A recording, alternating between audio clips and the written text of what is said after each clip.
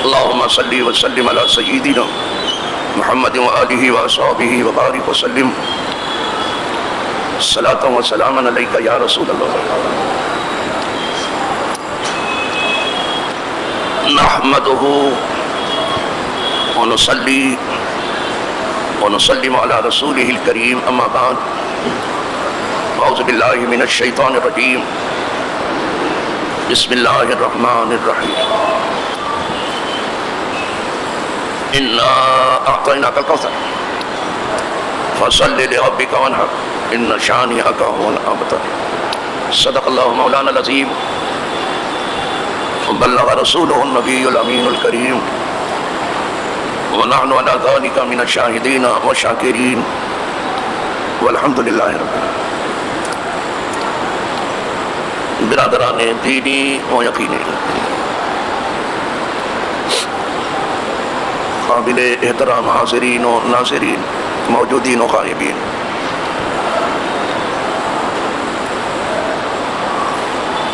آج جمعۃ المبارکہ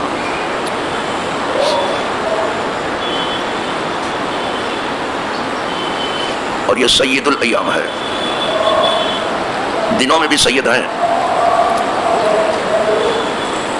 آپ کو حیرت نہیں ہونی چاہیے.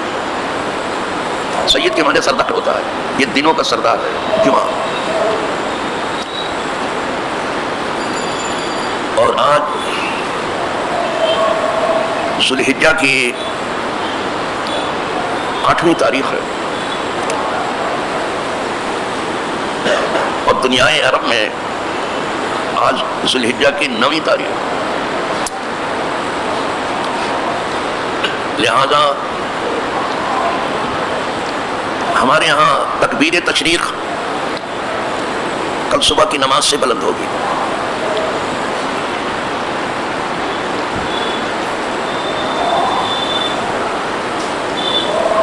اور چونکہ عرب میں آج 9ویں ذی الحجہ ہے اور 9ویں ذی الحجہ ہی کو وقوف عرفہ ہوتا ہے.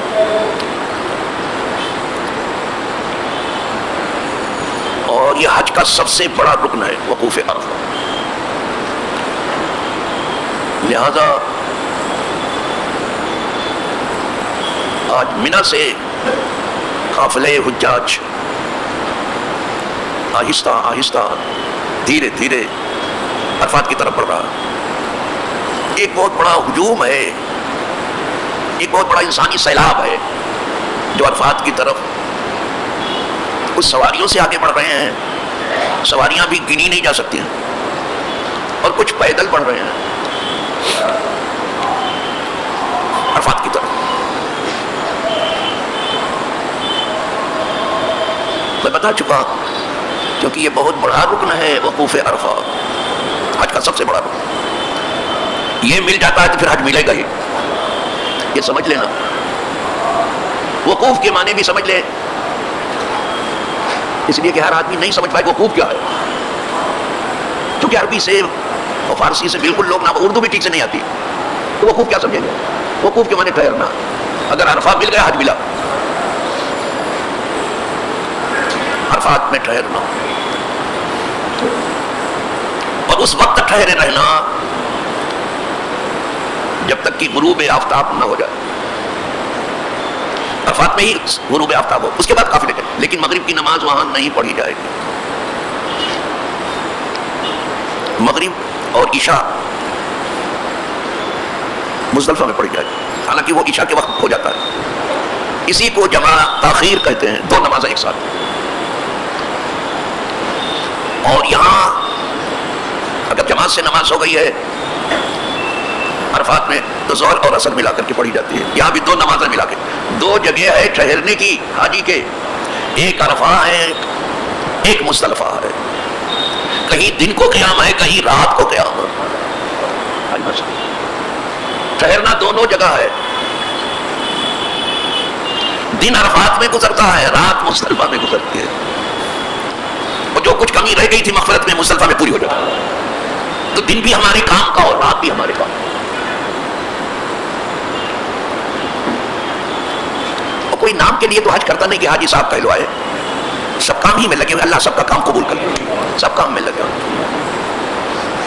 وہاں جو 2 نمازیں پڑھی جاتی ہیں وہ جماعت تقدیم کہلاتی ہیں.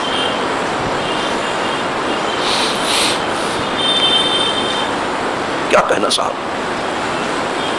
اس منظر کا جو آج عرفات میں ہوگا کوئی بیان نہیں کر سکے. وہ کتنا ہی قادر الکلام کیوں نہ ہو, کتنا ہی بڑے خطیب کیوں نہ ہو, بیان نہیں کر سکتے.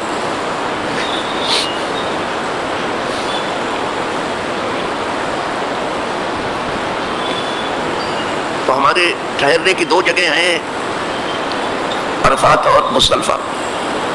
جب ہم احرام میں ہوتے ہیں اور حج کرتے ہیں, اور دونوں جگہ حاجی کا کام ہوتا رہتا ہے. کسی کو کیا معلوم, وقوف عرفہ تو مین اہم رکن ہے ہی حج کا. یہ مزدلفہ میں ٹھہرنا بھی بہت نیکیوں کا. بتا نہیں کہ جو کچھ کمی رہ گئی عرفات میں مزدلفہ میں پوری ہو جائے. خدا کرے ایسا ہی ہو سکے. چلو وہ تو حاجی لوگ ہیں, خدا کرے سب کا حج ہو جائے اور سب خوف و خشیت کے ساتھ خلوص دل سے, خلوص نیت سے حج کرے. اللہ سب کا حج خیریت سے کرا دیا اور سب کو اتنا ستھرا کر دے جیسا کہ حدیث پاک میں ہے کہ جیسے ماں کے پیٹ سے حاجی پیدا ہو. حاجی چونکہ پوری امت کے لیے دعا کرتا ہے, خدا کرے یہ دعا حاجیوں کے ہم سب کے ہاتھ میں بھی قبول ہو جائے. ہم ان کے لیے دعا گو ہیں, وہ ہمارے لیے دعا گو. کوئی یہ نہ کہے کہ ہم کس لائق ہے کہ دعا کریں. نہیں, ہر کوئی دعا کرے اور ہر ایک کی سنی جاتی ہے. کچھ لوگوں سے کہیے کہ طرف میرے لیے, ارے حضرت ہم کس لائق ہم کیا دعا کریں. نہیں, آپ دعا کیجیے, سب کی سنی جاتی ہے. ادعونی استجب لکم, اس نے خود ہی فرمایا, اے بندو تم مجھے پکارو میں تمہیں جواب دوں گا, تمہاری پکار سنوں گا اور تمہاری دعا قبول کروں. سب کی سنتا ہے, وہی ہے جو سب کی سنتا ہے. ہم نے کسی کو نہیں پایا ایسا, وہ ہے, اس کا رسول ہے, وہ سب کی سنتے ہیں. اس کے اولیاء ہیں, سب کی سنتے ہیں. لیکن خدا کا سننا کیا کہنا, وہ سب کی سنتا ہے. یہی تو کمال ہے. اور جو اللہ والے سب کی سنتے ہیں, وہاں یہ گانا بے گانا نہیں ہے. حکمرانوں کے ہاں ضرور ایسا ہے کہ صرف اپنوں کی سنتے ہیں اور کسی کی نہیں سنتے. ان کو آپ چاہیں تو گونگا بھی کر سکتے ہیں, ان کو آپ چاہیں تو گونگا بھی کر سکتے ہیں. یہ گونگے لوگ ہیں جس کو بمبئی والے مکہ کہتے ہیں. یہ بہرے لوگ ہیں, یہ اندھے لوگ, سب اللہ کے بندے ہیں. سب کی سنو, کہتے کیا ہیں, اور اپنے اندر قوت برداشت پیدا کرو. اور جس آدمی نے اپنے اندر قوت برداشت نہیں پیدا کی, اس کو چاہیے کہ جو کچھ اس نے پڑھا لکھا اس کو مٹی میں دفن کر دے. قوت برداشت جسے علم کہتے ہیں. مصلح الدین شیخ سعدی شیرازی رحمۃ اللہ تعالی علیہ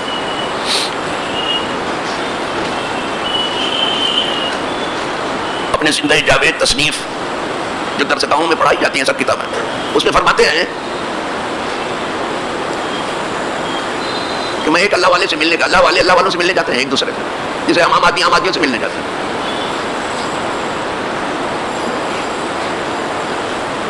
اور وہاں جا کے ایک ہی بات کہی انہوں نے, ساتھی صاحب اس اللہ والے سے صرف ایک بات کی کہ آپ اللہ والے ہیں, میری کچھ ایسی تربیت کریں کہ میں پاکی ہو جاؤں. یہ سوال ہے. آپ میری کوئی ایسی تربیت کریں, ہمیں کوئی ایسا درس دیں جس سے ہم پاکی ہو جائیں. کتنا مختصر سوال ہے اور کچھ نہیں کہا. تو اس اللہ والے نے جو کہا سن لے. اس نے کہا کہ اے ساتھی جاؤ اور مٹی کی طرح سے اپنے اندر جو ہے قوت برداشت پیدا کرو. مٹی کے اندر قوت برداشت بہت ہے. دیکھتے نہیں مٹی کو ہر وقت توڑتے پھوڑتے رہتے, بیچاری برداشت کرتی رہتی. یہاں حال ہر وقت چلتا رہتا, ٹریکٹر ہر وقت چلتا رہتا, برداشت کرتی ہے. پخانا پیشاب کرتے ہیں لوگ, برداشت کرتے ہیں. یہی زمین کہاں جائیں گے پخانا پیشاب کرنے, کچھ نہیں بولتے. کہاں جاؤ مٹی کی طرح سے اپنے اندر قوت برداشت پیدا کرو. بہت اچھی بات, اس لیے کہ ہم مٹی سے بنے ہیں تو مٹی کی شان ہمارے اندر پائی جانی چاہیے. اور بھی عنصر بکھرے ہمارے اندر جس سے ہم بنے ہیں, مٹی ہے, آگ ہے, پانی ہے, ہوا ہے, سمجھ میں. کچھ لوگوں نے آسمان کو بھی شریک کر دیا زمین کے ساتھ. ہمارے یہاں تو آب, آتش, خاک, بادی 4 ہی عنصر ہے, لیکن کچھ لوگوں نے آسمان کو بھی شریک کر دیا. کوئی بات نہیں, ہمارے یہاں آسمان کو اس لیے نہیں شریک ہو کہ پہلے زمین آسمان ملے ہوئے تھے, ایک ہی ہے, 2 ہے نہیں. اب یہ سائنس کی تھیوری نے بھی ثابت کر دیا ہے، ایک دھماکے سے دونوں جدا ہو گئے. اس لیے آسمان کو نہیں لیا کیونکہ وہ زمین ہی کا حصہ تھا، ایک دھماکے سے جدا ہوا. کانت رتقا ففتقناہ، زمین آسمان پہلے ملے تھے، اس میں رتق تھا، ہم نے فتح کر کے پھاڑ دیا. تو ایک حقیقت دو جدا خانوں میں بٹ گئی. بس دو جدا خانوں میں بٹ گئے. تو زمین ہی کا جو لطیف حصہ تھا وہ دھواں ہو کر کے اوپر چلا گیا، آسمان ہے وہ، اور جو کثیف حصہ تھا وہ اس سے زمین بنائی گئی، بچ گئی. تو ایسے تو چار عنصر آئے ہمارے یہاں، اس کی وجہ چار کی بھی میں نے بتا دی کہ زمین آسمان ایک ہی ہے، ایک دھماکے سے دو جدا حقیقتوں میں تفصیل. لیکن کچھ لوگوں نے کہا پانچ آسمان تو ٹھیک ہے، آسمان کو بھی لیں، جل تھل پاوک گگن سمیرا پنج تتی ہے ادم شریرا، ٹھیک ہے اس کو بھی لے لیجیے. پانچ چیزوں سے بنا ہے یہ جسم، اس میں آگ بھی ہے، پانی بھی ہے، مٹی بھی ہے، ہوا بھی ہے، آسمان کو بھی لے لیجیے. لیکن سب سے بڑا عنصر کس کا ہے؟ مٹی کا. تو دکھائی کون دیتا ہے؟ مٹی. آپ نے ہوا کو دیکھا، وہ سیدھا بن، ہوا کو کس نے دیکھا؟ اور آپ جو اندر ہے اس کو کس نے دیکھا کہ ہمارے اندر آ گیا ٹیمپریچر؟ تھرمامیٹر لگائیے تو پتہ چلے گا. اب پتہ چلے گا کہ ہمارے اندر آگ بھی ہے. پانی کہاں دکھائی دے رہا ہے؟ ہمارے اندر کہاں ہے بتا دو، کہیں دکھاؤ تو. لیکن جس میں پانی ہے تو غالب عنصر جو ہے وہ مٹی ہے جو دکھائی دیتی سب کو. تو چونکہ غالب عنصر مٹی ہے اسی لیے ہم مر کے بھی مٹی ہی میں جاتے ہیں، نہ آگ میں جاتے ہیں، نہ ہوا میں جاتے ہیں، نہ پانی میں جاتے ہیں. اب جس کے اندر آگ زیادہ آگ میں جائے، پانی زیادہ پانی میں جائے، ہوا زیادہ ہوا میں جائے، آسمان زیادہ تو اڑا کر مر کر کے دفن ہو، جو جی چاہے کرے. ہم کو اس سے کوئی غرض نہیں، کسی پر کوئی اعتراض نہیں، جو کرتے ہو. لیکن ہم اپنے جانے کی وجہ ضرور بتاتے ہیں کہ غالب عنصر مٹی ہے، اس لیے ہم مٹی میں جاتے ہیں. تو میں اس بزرگ کی بات کر رہا تھا کہ اس بزرگ نے کہا سادی صاحب سے، اس اللہ والے نے کہا کہ جاؤ سادی، مٹی کے درے سے اپنے اندر قوت برداشت پیدا. مٹی میں بہت قوت برداشت ہے، بہت قوت. افسوس ہم مٹی سے بنے ہیں اور اس کا بھی خیال نہیں کرتے کہ مٹی میں کتنی قوت برداشت ہے. جاؤ مٹی کی طرح سے اپنے اندر قوت برداشت پیدا کرو. اور اگر آپ سے یہ نہ ہو سکے، یہ بہت مشکل کام ہے جو میں سونپ رہا ہوں، جو اس بزرگ نے کہا اگر آپ سے یہ نہ ہو سکے کہ مٹی کی طرح سے آپ کے اندر قوت برداشت نہ ہو، اور ہر وقت آپ ببولا رہا کرو، ہر وقت تیش میں رہا کرو، ہر وقت جلاد بنے رہو، ہر وقت طوفان بنے رہو، ہر وقت نئی قیامت کھڑی کرتے رہو. اگر نہیں ہوتا کسی سے، مٹی سے بنے ہونے کے باوجود نہیں ہوتا، تو جو کچھ پڑھا لکھا اس کو کہیں جا کے دفن کر دو کسی کام کرنا. بالکل صحیح. اگر یہ نہیں ہوتا، مٹی کی طرح سے آپ کے اندر شان تعامل نہیں ہے، قوت برداشت نہیں آئی، تو جاؤ جو کچھ پڑھا لکھا اس کو زمین میں دفن کرو. اب میں انہی کے لفظوں میں بیان کر دوں، ابھی تو میں نے صرف اس کا معنی آپ سے بیان کیا، انہی کے لفظوں میں بیان کر دوں کہ کیسے بیان کیا. در سنیے، کہتے درخواست بیلقاں برسید اب آبی دے گفتہ مرا بتربیت از جہل پاک کن گفتہ بیرو چخاک تحمل کنائے فقی وزر کے خاندے ہی ہما در زیر خاک کن. کعبہ خان کی زمین میں ایک اللہ والے کے پاس پہنچا اور میں نے کہا کچھ ایسی تربیت کیجئے کہ میں جہالت سے بالکل دور ہو جاؤں، الگ تھلگ ہو جاؤں، صاف ستھرا ہو جاؤں. یہ سادی صاحب کہہ رہے ہیں اپنے آپ، یہ اللہ والوں کی تواضع. اللہ والے اپنے آپ کو کچھ نہیں سمجھتے اور دنیا والے اپنے بلاک صاحب سمجھتے ہیں. سمجھتے ہی کہ غلط میں ہوں، میں سوچی نہیں میں ہوں. ذرا سا دو پیسہ ہوا تو سونے کے چین گلے میں ڈال کے گھومنا شروع کر دیا. کہا یہ کیا؟ کہا یہ دادا ہونے کی علامت ہے کہ میں بھی کچھ محلے میں ہوں. جو چیز شریعت نے منع کیا وہ بیان کر کے کیسے آپ دادا ہو جائیں گے؟ دادا بننے، انسان بننے کی کوشش کرو، دادا بننے کی ضرورت نہیں ہے. انسان بننے کی کوشش کرو اور اللہ توفیق دے تو مسلمان ہونے کی توفیق ہے، مومن بننے کی توفیق. تو میں نے کہا کہ کچھ نصیحت کر کے مجھے جہالت سے الگ تھلگ کر کے صاف ستھرا کر دیجیے. اس نے کیا ادب کیا سادی صاحب کا، گفتہ بیرو میں نے جاؤ. کہا جاؤ ہے سادی، لیکن کیا کہا فقیر کا، گفتہ بیرو چخاک تحمل کنائے فقی. کہا ہے دین کی سمجھ بوجھ رکھنے والے آدمی، دین کی سمجھ بوجھ رکھتے ہیں سادی صاحب، جاؤ مٹی کی طرح سے اپنے اندر قوت برداشت پیدا کرو. اگر کچھ نہ آپ سیکھیں صرف یہی ایک سیکھ لیں جو میں اس وقت بتا رہا ہوں کسی اللہ والے کے حوالے سے. میری تو صرف زبان ہے، تو میں سمجھتا ہوں کہ آپ کا سب کام بن گئے. جس دن آدمی اپنے کو پہچان لے گا خدا کو پہچان لے گا. ہمیں اپنی تو پہچان ہوئی نہیں، خدا کو پہچاننے کی باتیں ہو رہی ہیں. اپنی معرفت ہوئی نہیں، خدا کی معرفت کی بات ہو رہی ہے. کہا جاؤ مٹی کی طرح سے اپنے اندر قوت برداشت کرو اے دین کی سمجھ بوجھ رکھنے والے آدمی. فقیر کا، فقیر کہتے ہیں جو دین کی سمجھ. کہا لیکن اگر آپ سے نہ ہو سکے ایسا تو جو کچھ پڑھا لکھا زمین میں دفن کر دینا. آج علم کو دفن کرے کل خود دفن ہونا. کوئی ہمیں ایسا بتائے جس کو کل دفن نہیں ہونا. یہ کیوں دم مچا کے رکھا گیا، کیوں طوفان کھڑا کیا گیا؟ آدمی 4 دن کے لیے آیا ہے تو یہ فساد فلات. بھائی ہمیشہ کے لیے آیا ہوتا تو تو بڑی مشکل. 4 دن کے لیے آیا ہے تو یہ فساد پھیلا دی، یہ زمین میں طوفان، یہ زمین میں قیامت، اور یہ انسانی خون کا بہنا زمین پر. یہ 4 دن کے لیے آیا، کہیں ہمیشہ کے لیے آیا ہوتا تو یہ کیا کرتا اللہ نے. الحمدللہ میں حاجیوں کے بعد سے آتے آتے یہاں پہنچ گیا، اللہ والوں تک پہنچا، اور اللہ سب کو اللہ والوں تک پہنچا دے، اور سب کو اللہ والوں کی ہدایت پر عمل کرنے کی توفیق دے. اللہ سب کے صدقے ہمیں بھی عمل کی توفیق دے. تو وہاں تو حج ہو رہا ہے، اور مزے کی بات یہ ہے حضور کا حجۃ الوداع جمعہ کو ہے، اور آج جمعہ کو حج ہو رہا ہے. عوام اسے حج اکبر کہتے ہیں. حج کوئی چھوٹا ہوتا ہی نہیں، جتنے حج ہیں سب اکبر ہیں. کوئی حج اصغر مجھے بتاؤ تو، جتنے حج ہیں سب اکبر ہیں. لیکن اگر چھوٹا حج کوئی پوچھے تو عمرہ ہے، اسی لیے یہ چھوٹا حج رمضان میں بڑا ہو جاتا ہے. سمجھ، جو چھوٹا ہے وہ بڑا ہو جاتا ہے، پورا حج کا درجہ لے لیتا ہے. ان عمرۃ فی رمضان تعدل حجہ، حدیث پاک میں وہ عمرہ جو رمضان میں کیا جاتا ہے وہ حج کے برابر ہے. تو یہ اب عمرہ حج کے برابر. حج کوئی چھوٹا ہوتا ہی نہیں بابا. لیکن اگر جمعہ کو ہوا تو فضیلت ضرور پڑتی ہے. جمعہ کو ہو رہا ہے آج، حج اب جمعہ کو ہو رہا ہے. حج تو ہمیشہ بڑا ہوتا ہے، چھوٹا نہیں ہوتا. لیکن اگر جمعہ کو ہوا تو پھر اس کی فضیلت بڑھ جاتی ہے. اس لیے کہ عرفات بھی ایک عالمی عید ہے، اور جمعہ بھی ایک عید ہے، 2 عیدیں جمع ہو گئے، اس لیے اس کی شان بڑھ جاتی ہے. بس اس کی فضیلت میں اضافہ ہوتا ہے. دونوں فضیلتیں مل رہی ہیں حاجی کو. جمعہ بھی عید ہے، عرفات بھی عید ہے. اللہ دونوں عیدیں ان کو مبارک کرے، اور ان کے صدقے میں پوری امت کے لیے ان کی دعا کو صاحبان بنا دے، قبول کر رہے. ہمارے یہاں چونکہ کیا بتاؤں، ہمارے نماز کا ٹائم ہو گیا جو تو ایک حدیث پڑھ دوں. ہمارے یہاں چونکہ قربانی کا مسئلہ ہے، اور یہ جو 10 راتیں میں نے پہلی تقریر میں کہا تھا کہ کیا کہنا صاحب، 10 راتوں کو اس کی قسم قدرت نے. اب تھوڑی سی 10 دنوں کی بات کرنا ہے ذرا سا. 10 راتوں کو اس وقت کر کے اور 10 دن کی بات ابھی کر لوں. حدیث پاک میں ہے، وہ بھی بخاری شریف کی حدیث میں ہے. کوئی ادھر ادھر بھاگنا چاہے تو بھاگ نہیں پائے گا، جان بچا کر کے. حضور ارشاد فرماتے ما من ایام العمل الصالح فیہن احب الی اللہ من هذه الايام العشر. یہ اس میں دن کی بات آ رہی ہے. قرآن نے رات کی قسم، حضور دن کی بات کر رہے ہیں. رات کے بعد دن آئے گا نا. کوئی رات بتاؤ جس کے بعد دن نہیں آتا ہے، اور کوئی دن بتاؤ جس کے بعد رات نہ آتی ہو، آپ کو نہیں ملے گا. یہ آتا ہی جاتا ہے.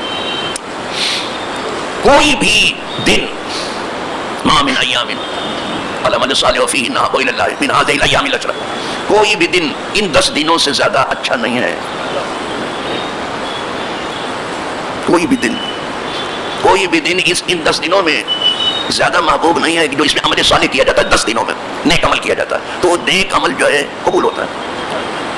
ان 10 دنوں میں جو بھی آپ نیک عمل کرتے ہیں، یہ قربانی کی جو بھی کرتے ہیں 10 دنوں میں، یہ عمل 10 دنوں والا اللہ کو بہت زیادہ پیارا ہے. ان 10 دنوں کا عمل جو 10 راتوں کے بعد 10 دن آ رہے ہیں، ذی الحجہ کی پہلی تاریخ.